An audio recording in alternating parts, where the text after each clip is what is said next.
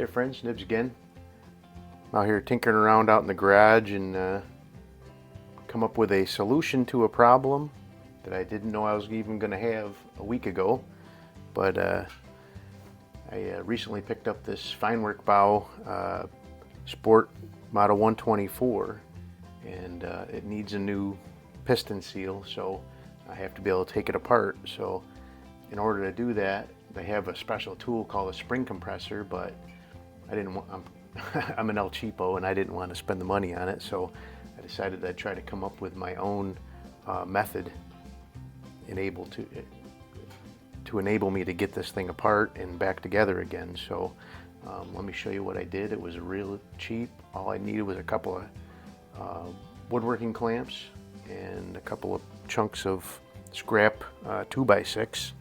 Got a old 2x6, actually a pallet from one of our my work deliveries, and I cut the chunk. Every chunk of it piece of wood that I used here came out of that piece of wood. So let me show you what I did. I'll bring you down to the tabletop here.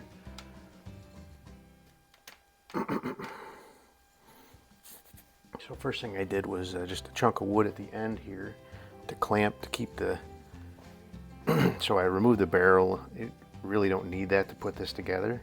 So I removed the barrel and the cocking rod, so that's all gone.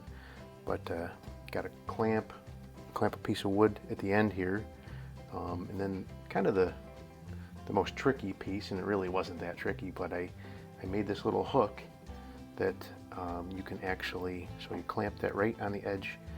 I keep this towel down just so the bluing won't get scratched up from anything that might be on my bench. But you take this hook and hook it right around the gun, or right around the barrel of the compression chamber, compression tube, whatever you want to call it. And this one here, I figured it would be best to have this so that the trigger was sticking straight towards me. The goal is to get this nut right here out. This is the bolt that actually holds this back piece in and keeps the spring in place. So I took that piece there, and you'll have to take your own measurements, but this is like 1 3/8 inch diameter, so I made 1 3/8 inch by 1 3/8 inch. Put that over top of it. You don't have to put and then I just take another woodworking clamp.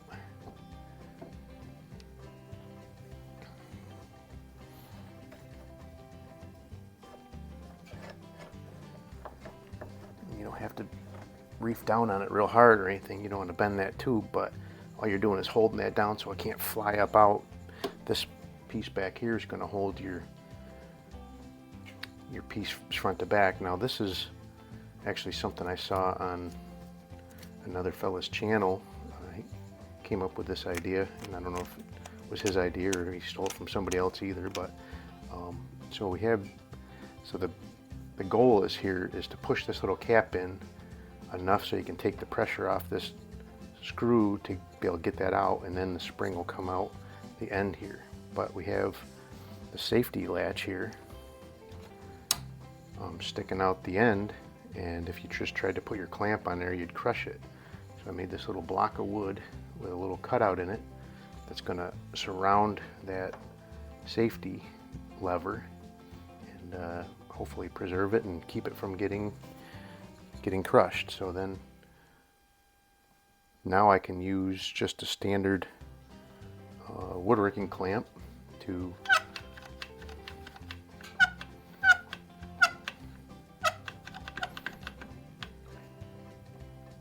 so now you're going to put a little pressure on there, and you would need, this is not tight, but if it was tight, you'd want to loosen this up just a little bit so you can squeeze in on this and take the pressure off. Now see how easy that moves? You can take that piece right out.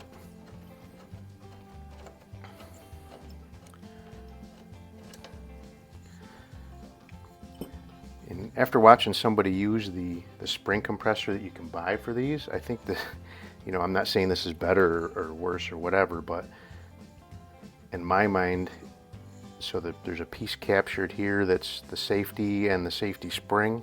And when you release this, the other one had it so it was upright and those pieces would just fall out the bottom. This way it's going to just, the only where it's going to fall is on the tabletop here. No big deal. So in order to release this clamp, what I would do is you hold in like you're going to compress it, and then you do the release, and then you can start releasing it.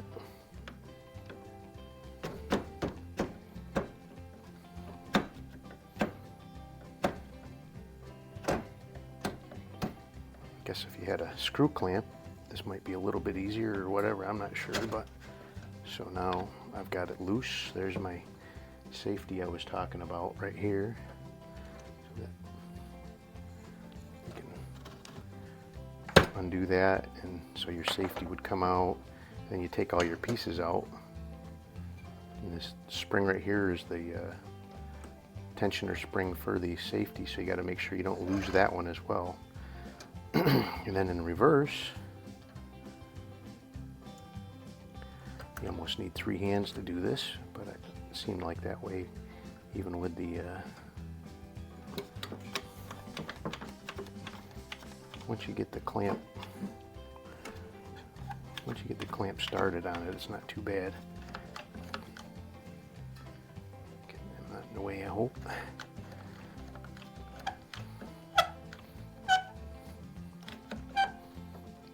About to the barrel now. I just gotta make sure I get that lined up and started. So now just a matter of squeezing this clamp enough, and it's going in. See, it's almost there. So I want to make sure I went a little too far, so I'm gonna back it off just to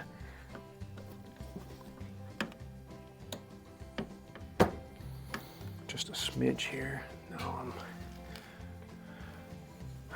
So and what I've found too is you can take this and use this to rotate the assembly there, so you can line up that hole, because that is kind of a fidgety little hole there to get that piece to start in there.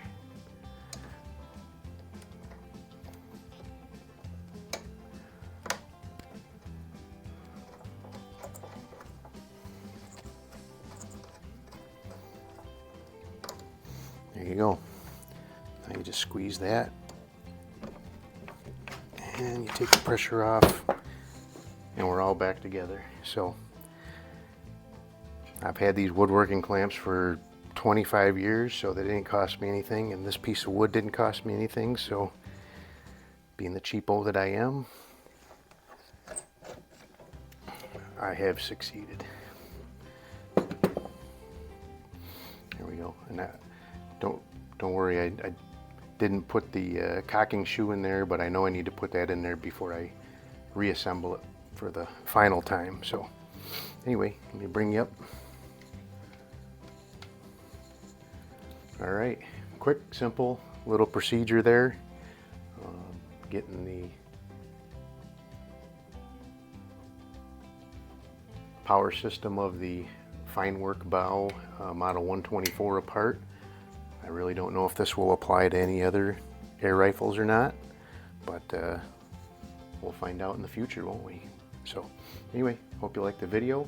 If you do, like, share, and subscribe. Make sure you hit the notification bell, and you'll get notified when I do post up a new video.